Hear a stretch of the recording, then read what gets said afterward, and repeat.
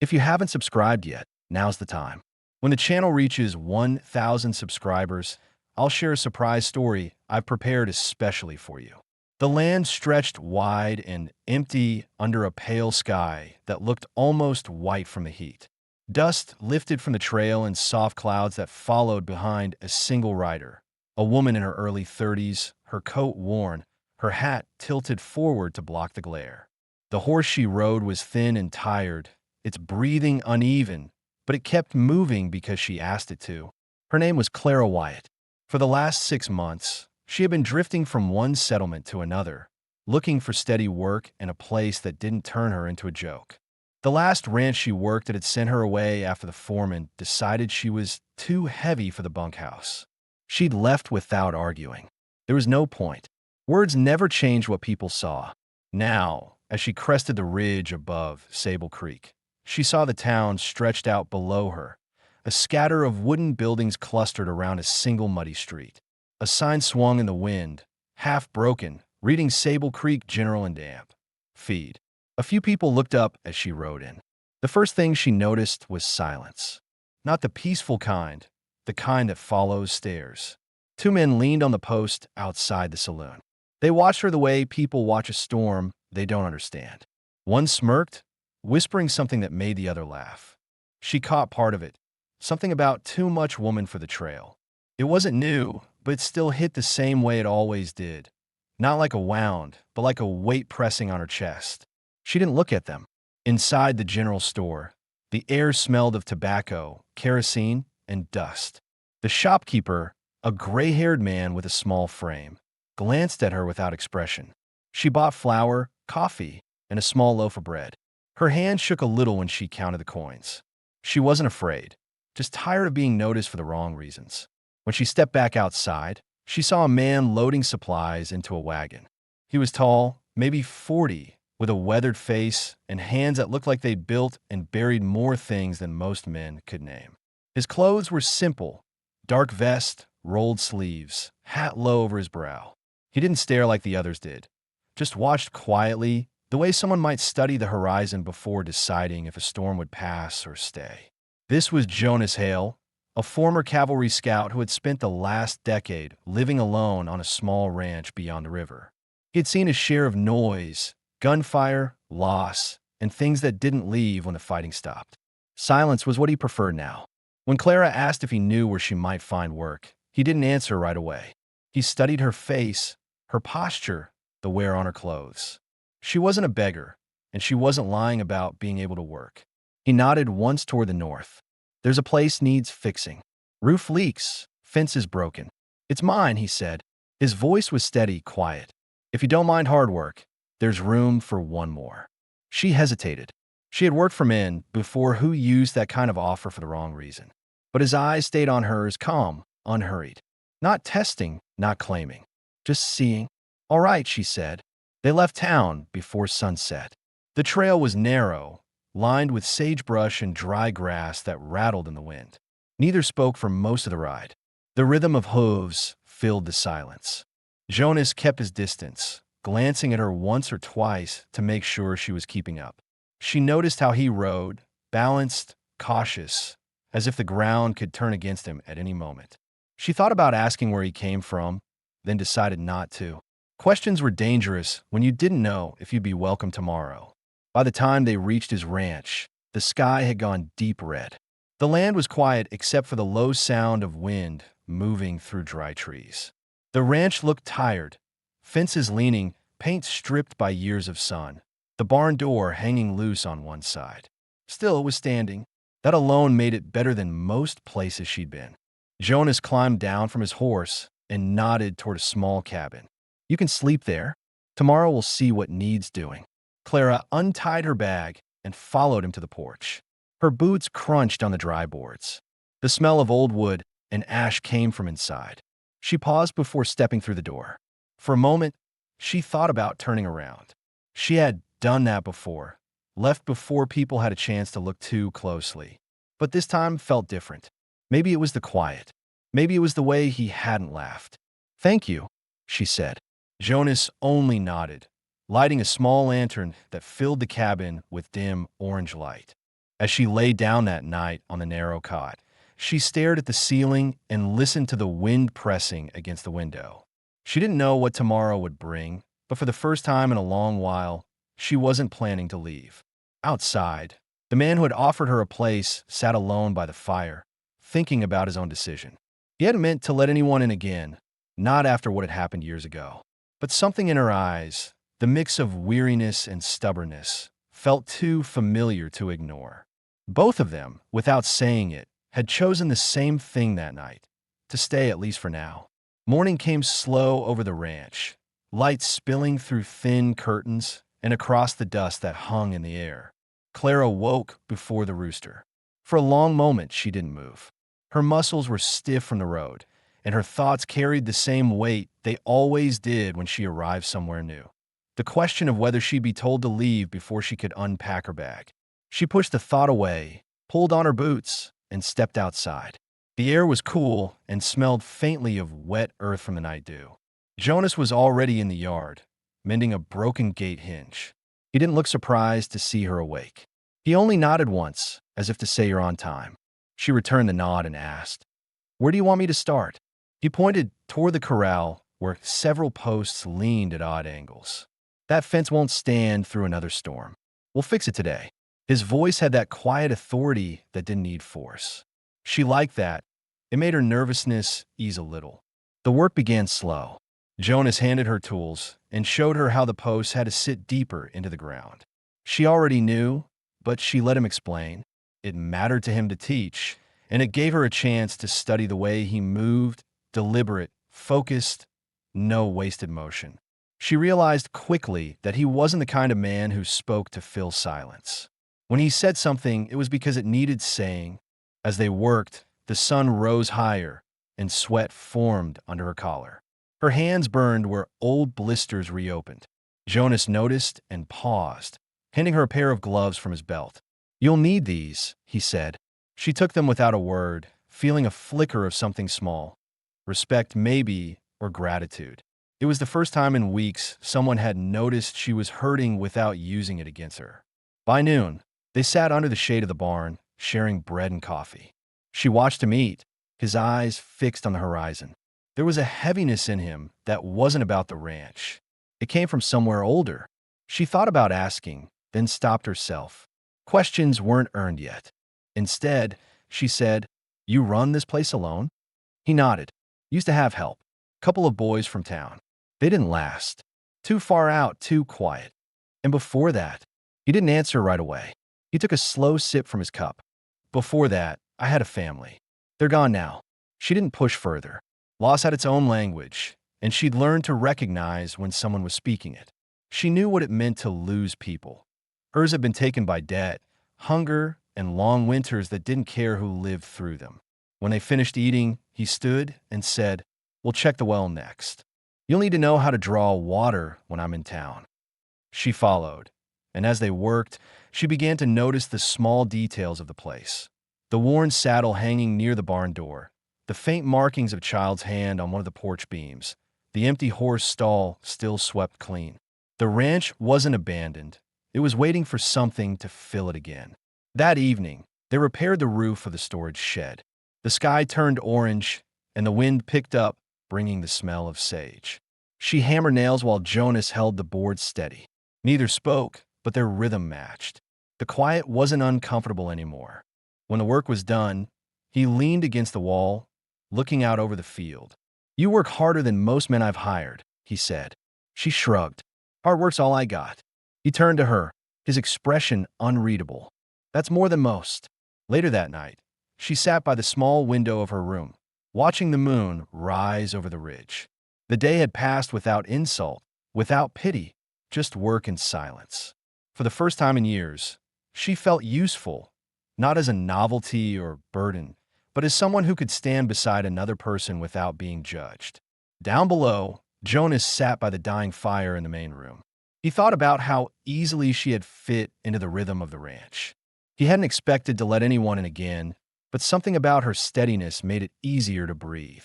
He could see she carried shame that wasn't hers to carry, the kind of shame the world gives to people who don't fit its narrow frame. He didn't plan to save her. He knew better than to believe in that kind of story.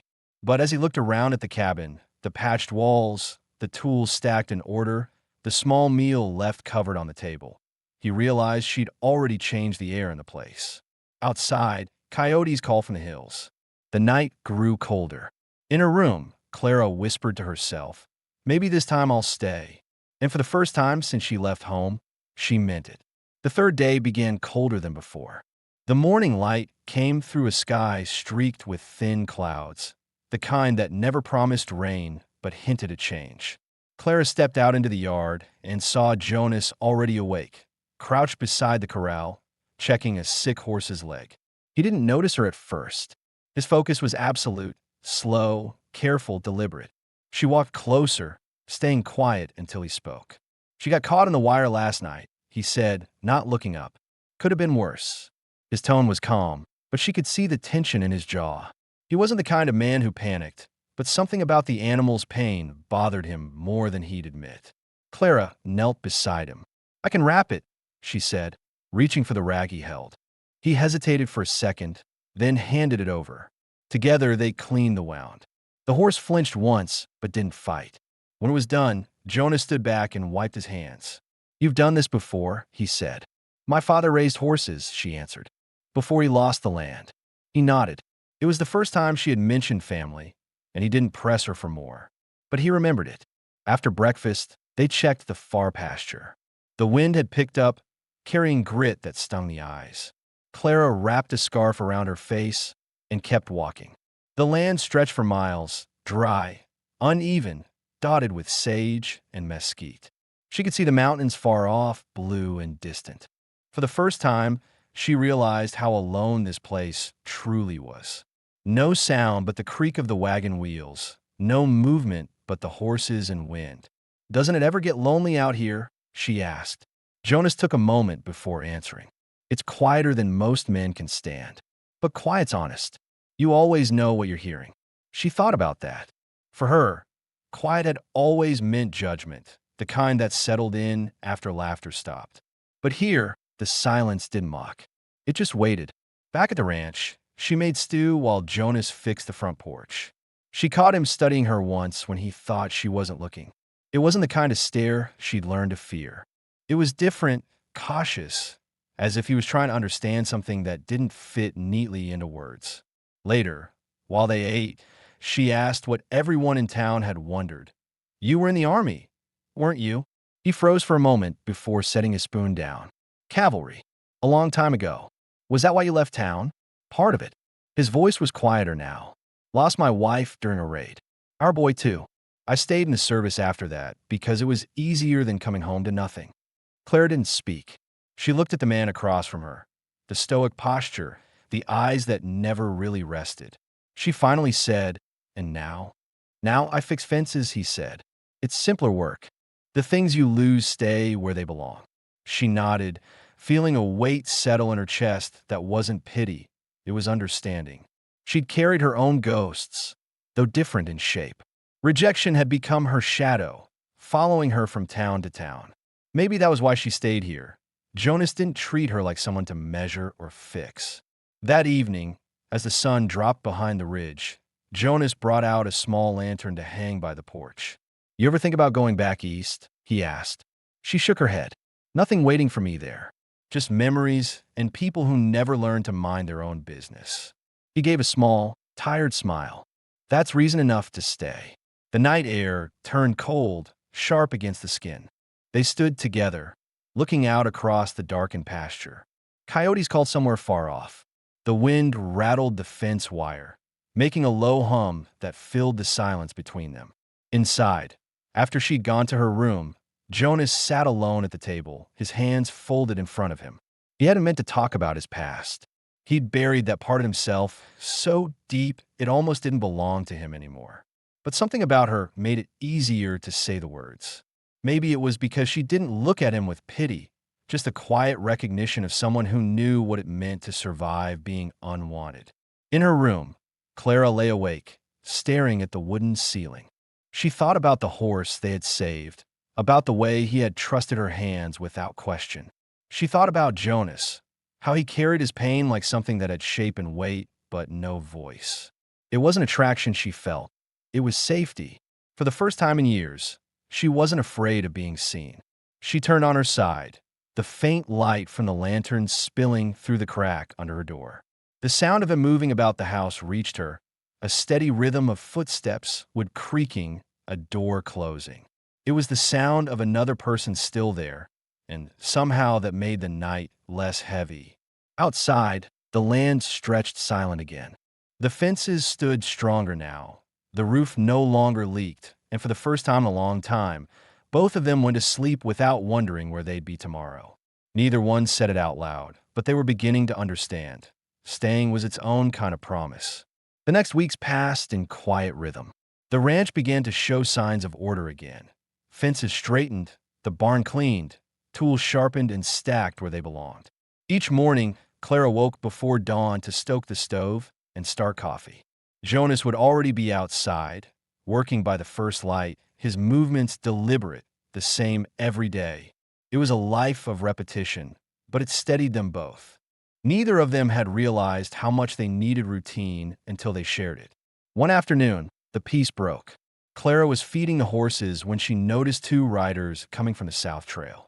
They were the kind of men she recognized from her wandering years, dusty coats, hands never far from their gun belts, eyes that searched a place not to admire it, but to measure its worth. Jonas came out of the barn when he heard the hoofbeats. His posture changed slightly, his shoulders squared, and his tone hardened. "Stay close," he said quietly. The men dismounted near the porch. One grinned, the kind of grin that never reached the eyes. "Heard you had some help out here, Hale," he said. His gaze moved to Clara and lingered. "Didn't think you were the hiring type." Jonas's voice stayed even. "Work's work. You boys need something?" The other man spat into the dirt. "Heard there's a storm coming. Figured you could use a hand with supplies." Jonas didn't move. "We've got what we need." The men looked at each other, then back at Clara. "Shame," one of them said. "Seems like the lady could use better company." Clara didn't flinch, but her jaw tightened. Years of this kind of talk had taught her silence could sometimes be sharper than words. She turned her back and kept working, though her heart was beating faster. Jonas stepped closer. "You've had your say," he told them. His voice was calm, but something behind it carried weight. The men watched him for a moment longer, then swung back into their saddles. One laughed under his breath as they rode off. When the dust settled, Clara leaned against the fence and exhaled. "You didn't have to," she started. "Yes, I did," Jonas said. "You're part of this place now." She didn't answer right away. No one had ever said that to her before, not like that, not meaning it. That night, neither of them spoke about the incident, but it stayed with them.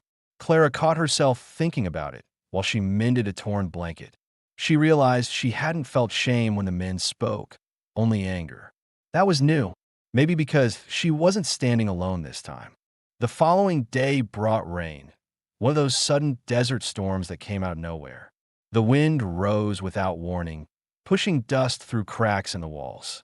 Jonas and Clara worked fast to secure the animals and cover the supplies. The rain hit hard, pounding against the roof and sheets. Inside, the light turned gray and the room dimmed. They sat at the table, both soaked and breathing hard. Water dripped from their hair and coats, pooling on the floor. Jonas lit the lantern, his hands steady even as thunder rolled overhead. For a while, neither spoke. Then Clara asked the question that had been building since the night he told her about his family. "When they died, were you there?" He looked up slowly. "No, I was 3 days north with my unit. There'd been trouble along the border. I came back to find the ranch burned." "What did you do after?" "Buried what was left. Then stayed." He paused. "The army wanted me back. I never went." She listened in silence. He had never shared that much before. She didn't offer sympathy. She just stayed quiet, letting the story exist without trying to soften it. He seemed to appreciate that. "You ever think about leaving this place?" he asked after a while. "Sometimes," she said. "But every time I do, I remember what's waiting on the other side of the road. People looking for someone to laugh at. Here, no one's watching." Jonas nodded, understanding more than he let on. "Then stay, if you want to." The lantern flickered. The storm raged outside, shaking the windows, but neither of them moved from the table. The sound filled the cabin until it became almost comforting. Later, when the thunder faded and the rain slowed to a steady patter, Clara stood and gathered the cups. Her hands brushed his when she took his plate, and for a second neither of them pulled away. It wasn't romance, it was recognition. The simple awareness of two people who had spent years being unseen. After she went to her room, Jonas sat back, staring at the empty chair across from him. He realized he hadn't thought about leaving in weeks. He also realized he didn't want her to. In her room, Clara sat by the window, looking out at the wet ground glistening under moonlight. The storm had left the air cool and sharp. Somewhere in the distance, she heard the creek running stronger now. She thought about what Jonas had said, "You're part of this place now." It echoed in her head as she lay down, and for the first time in years, she didn't dream of the road ahead. Outside, the ranch stood quiet under the stars, soaked and still. Inside, two people who had spent half their lives running had finally stopped. They didn't know it yet, but something had changed that night. The distance between them was gone. The summer came quietly, as if the land itself wanted to rest. The long grass swayed in the wind, and the creek ran steady again, no longer swollen from the storms. The days stretched slow, marked by chores, meals, and silence that had become familiar and kind. Clara and Jonas no longer moved around each other like strangers. Every step, every word carried the comfort of habit, the kind born not from obligation, but from belonging. The ranch had changed. The barn was rebuilt strong and clean, the fences stood straight, and the fields had color again. Neighbors from town started to ride out more often, bringing supplies or stopping for conversation. They didn't laugh at Clara anymore. The first time she rode into town alone, people greeted her by name. It wasn't warmth exactly, but it was respect, and that was more than she'd had anywhere else. One evening, after a long day repairing the windmill, Jonas came into the kitchen, his hands rough and nicked from work. Clara was cooking stew, the same kind she'd made since her first week there. He set the tools down and leaned on the doorframe. "You ever miss the road?" he asked. She looked up, stirring the pot. "Not anymore. The road's for people who still think they'll find something better. I'm done looking." He smiled faintly. "Guess that makes two of us." For a moment, neither said anything. The fire crackled, and the smell of food filled the room. She caught him watching her again, not out of longing, but quiet gratitude. The same man who once lived in shadows now stood at ease in his own home. Later that week, they rode out to the ridge beyond the ranch, the one where you could see the whole valley. It was where Jonas had buried his family years ago. He hadn't been back since the day he laid them in the ground. He stopped his horse near a line of stones half hidden by grass. Claire stayed a few steps behind, giving him space. He stood there for a long while before finally speaking. "I thought if I stayed away, it'd hurt less," he said. "But it doesn't work like that. You can't outweight grief. You just learn to hold it without letting it kill the rest of you." Clara walked up beside him. "You've kept this place alive, Jonas. That's what matters. The rest, what you lost, it doesn't go away, but it doesn't have to own you." He turned his head toward her. "You sound like someone who knows." "I do," she said. "You learn to stop asking why. You start asking how to keep living." They stood there until the sun dipped behind the hills. When they rode back, the sky was streaked with red, and a cool wind followed them. Neither spoke, but both knew something had settled between them, an understanding deeper than words. That night, after supper, Jonas stepped out onto the porch. Clara joined him, 2 cups of coffee in her hands. They sat side by side, watching the lantern light flicker across the yard. The night insects hummed, the horses shifted in the distance, and the air carried that faint scent of rain that never came. Jonas broke the silence first. "When you came here, I didn't think you'd last a week."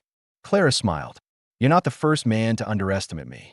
He nodded slowly, eyes on the horizon. "You changed this place. Changed me too." She set her cup down. "All I did was stay. That's what I mean." He turned toward her, his face softened by the lantern glow. Most people don't. For a long moment, they just looked at each other. No grand words, no declarations. It wasn't a story that needed them. When he reached out, his hand brushed hers, small, steady contact that said everything neither dared to say aloud. Inside, the fire burned low, throwing shadows across the walls they had repaired together. The ranch creaked softly, alive again in the quiet. Weeks passed. They worked, laughed occasionally, and learned to share the silence without thinking about it.